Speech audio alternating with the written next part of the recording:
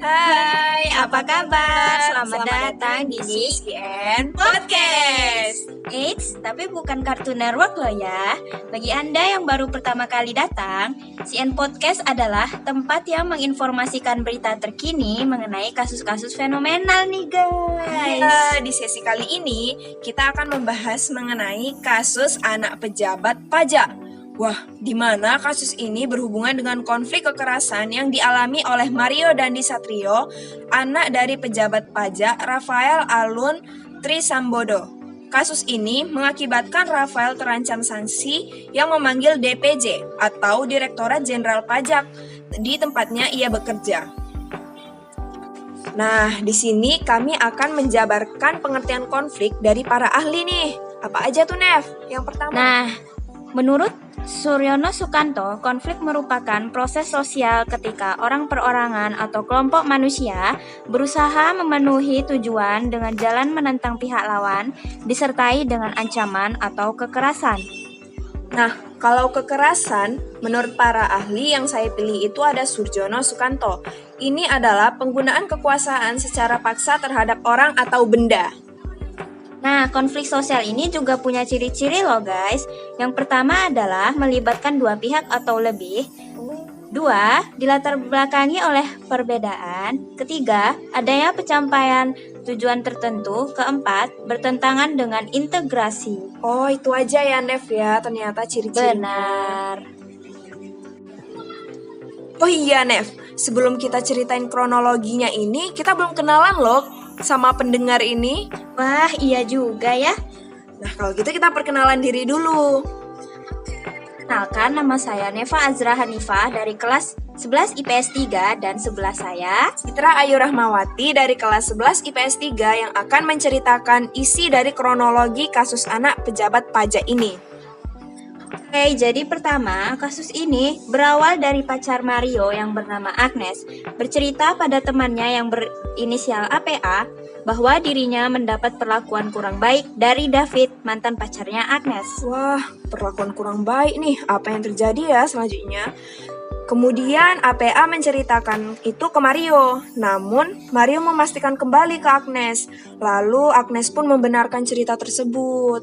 Wah, yang betul saja deh. Setelah itu, Mario tidak berhasil untuk menghubungi David dan meminta Agnes untuk menghubungi David kembali dengan alasan nih guys, ingin mengembalikan kartu pelajar milik David.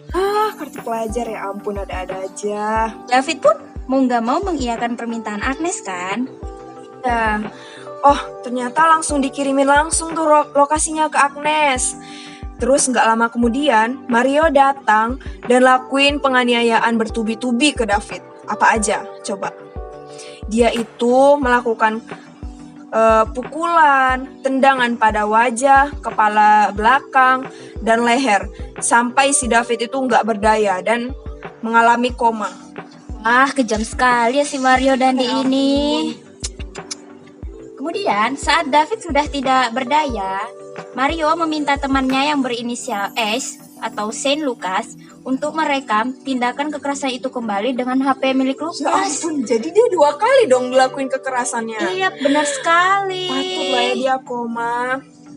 Oke deh, selanjutnya Mario ditangkap polisi dan ditetapkan sebagai tersangka di Polres Metro Jakarta Selatan. Begitu juga dengan temannya yang berinisial S itu.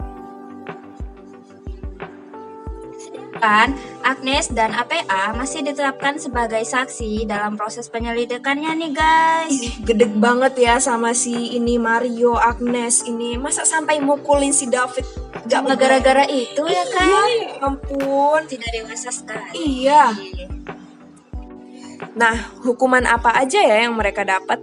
Dari yang udah aku cari nih ya, si Mario sama Shane Lucas ini mereka dapat hukuman penjara. Tahu nggak berapa tahun, Nev? Wah, ini sih saya pun juga baru tahu. Mereka dua-duanya mendapatkan 12 tahun penjara loh. Iya, bener. Lumayan lama. Iya. Worth it banget sih buat kejadian ini ya. Terus Agnesnya, kamu tahu nggak dia dapat penjara berapa tahun? Agnes ya, Agnes ditetapkan hukuman penjara selama 4 tahun aja nih guys. Benar, 4 tahun. Lumayan lah ya. Soalnya dia yang Mengompor-kompori Iya, si mengompori. pacarnya ini. memang nggak betul ya. Oke, lanjut.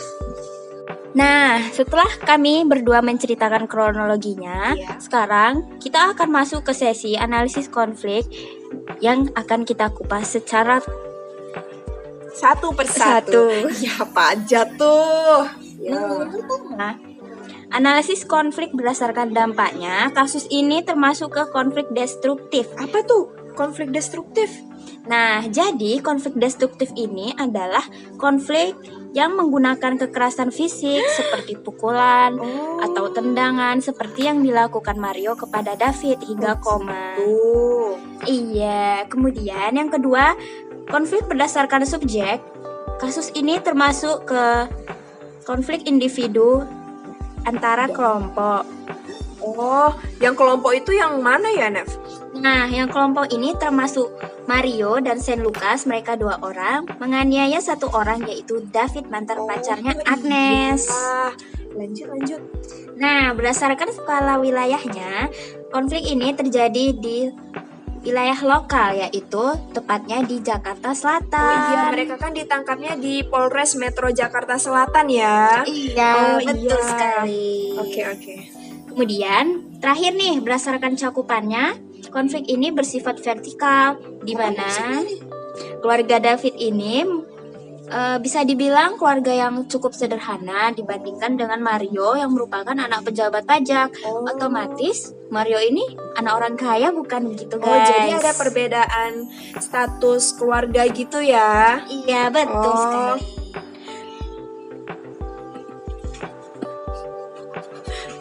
Oh, begitu. Nah, selanjutnya kita akan mengupas tentang kekerasan dari kasus ini. Yang berdasarkan subjek itu ia bersifat kolektif. Kolektif itu apa ya, Citra? Nah, kolektif itu perlakuan dari kelompok ke individu. Apa maksudnya? Kelompok seperti Mario dan Shane itu mereka sekelompok melakukan sesuatu kepada individu seperti si David. Selanjutnya berdasarkan caranya itu mereka melakukan cara kekerasan langsung, di mana mereka ini melakukan pukulan, tendangan ke orang ini langsung. Oh, jadi kontak langsung ini maksudnya betulan nyata dilakukan secara kehidupan nyata gitu ya, tidak melalui media sosial atau cyberbullying begitu? Ya, benar. Jadi ini dilakukan dengan kontak langsung tanpa melalui sesuatu. Jadi menyerang langsung dia. Selanjutnya itu ada berdasarkan bentuk. Berdasarkan bentuk ini ia melakukan kekerasan fisik, di mana si kelompok ini melukai tubuh si korban sehingga dia pun menjadi koma. Kejam sekali ya Iya. kekerasan ini. Oke, kita lanjut ke faktor penyebabnya.